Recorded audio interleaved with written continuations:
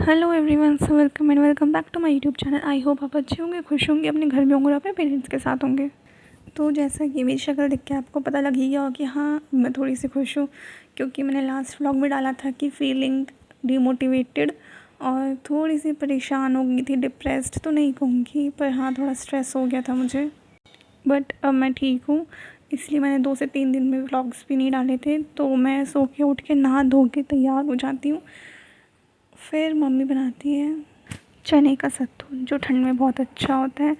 तो मैं वो पीती हूँ और अपने मन को, अपने तन को और अपनी जो स्ट्रेस वाली लाइफ चल रही है अभी, उसको शांत करती हूँ। इसे पीने के बाद फिर मैं सोचती हूँ थोड़ी देर बाल सुखाती हूँ, उसके बाद पढ़ने बैठ जाती हूँ। तो बाल तो सूखेंगे नहीं तैयार जल्दी से, इसलिए फिर मैं बाल खोल के ही अपना पढ़ाई करने लग जाती हूँ।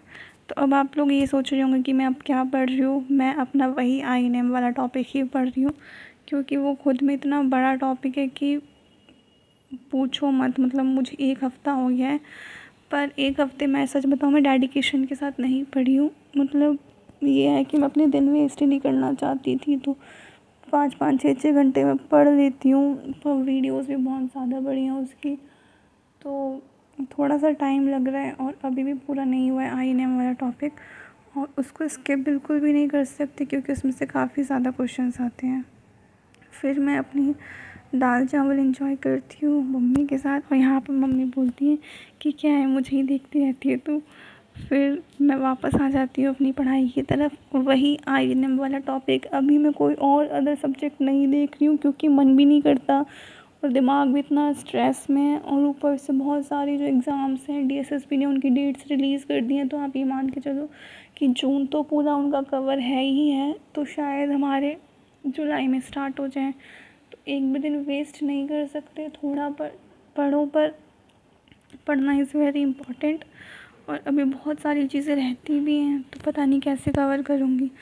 अभी मैं जो सोच रही हूँ, ये सोच रही हूँ कि सारा का सारा PYQ से ही सिलेबस कंप्लीट करूँ, क्योंकि पार्ट 1 भी मेरा फुल स्टॉप लगा हुआ है, उसमें भी पॉज लगा हुआ है, वो भी नहीं हो पा रहा, क्योंकि बहुत ज़्यादा सिलेबस है यार। स्पेशली SST वाले बच्चों के लिए तो बहुत ही ज़्यादा टफ़ है ये। ऊपर से वैकेंसीज भी इतनी कम है, और कट ऑफ लिस्ट जाने वाली है काफ़ी ज़्यादा हाई। मतलब 145 अबव तो कट ऑफ लिस्ट जाएगी ही जाएगी। तो फिर मैं यहाँ पे अपनी बुक से तैयारी कर रही होती हूँ। इसमें कुछ कुछ जो पॉइंट्स होते हैं वो थोड़े से मिसिंग है। ये मुझे इसी में जो PYQs गिवन है उसको पढ़ के पता चलता है। फॉर एग्ज़ाम्पल, एक क्वेश्चन इसमें गिवन है कि नेहरू रिपोर्ट पे किसने साइन नहीं किया था, और ये वाला पॉइंट आपको थ्योरी में नहीं मिलेगा। तो कुछ चीज़ें हैं जो आपको एक्स्ट्रा या फिर एडिशनल पढ़नी पड़ेंगी। तो जैसे ये वाला पॉइंट आया तो मैंने फटाफट से वीडियो निकाली, मैंने वीडियो में देखा, तो मुझे ये पॉइंट क्लियर हो गया। और सबसे ज़्यादा जो क्वेश्चंस आते हैं वो फ्रेंच रेवोल्यूशन, रशियन रेवोल्यूशन, और आपको अमेरिकन और इटली का यूनिफिकेशन है, उसको भी पढ़ना पड़ेगा। सो अपने टॉपिक्स समझदारी से डिसाइड करो किसको कितना टाइम देना है। और मुझे लगता है कि इसमें तो हिस्ट्री में तो बिल्कुल क्लियर कट है कि आपको INM देखना है, फ्रेंच रेवोल्यूशन देखना है, रशियन रेवोल्यूशन देखना है, जर्मनी, ये सब देखना है। और उसके बाद आप जाना फिर 1857 का रिवोल्ट भी बहुत ज़्यादा इम्पॉर्टेंट है। उसके बाद आप जाना मुग़ल वगैरह पे, क्योंकि उससे क्वेश्चन पूछे जाते हैं, पर उतने लेवल तक नहीं पूछे जाते, क्योंकि जो मैंने PYQ सॉल्व किया उसमें कम से कम ये मान कर चलो 10 से 15 क्वेश्चन तो सिर्फ फ्रांस और रूस के ही भरे पड़े हैं।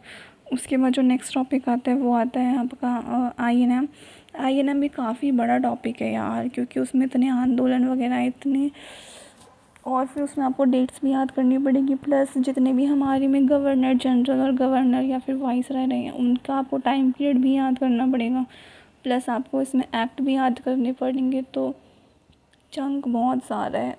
तो वाइजली अपना जो भी डिसीजन है वो लेना, अपना टाइम टेबल बनाना। और फिर मैं सोच रही हूँ कि इस हफ्ते में अपना INM कंप्लीट करके फ्रेंच रेवोल्यूशन और रशियन रेवोल्यूशन ख़त्म करूँ। फिर इसके बाद मैं अपना पार्ट 1 स्टार्ट करूँगी, क्योंकि part 1 is also very important.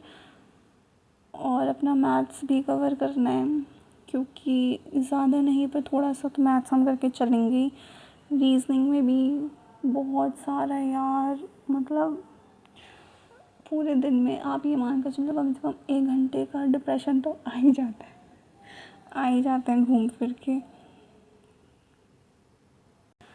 पता नहीं कैसे होगा, पर करना तो है।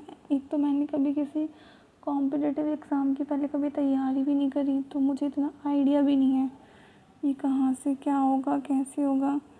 बस ये है कि अपना पढ़ते जा रही हूँ ताकि ये फ़ील ना हो कि मेहनत नहीं करी थी। पता नहीं सिलेक्शन होगा या नहीं होगा। अगर किसी को ज्योग्राफी के इम्पोर्टेंट पॉइंट्स पता है तो प्लीज़ मुझे बता देना।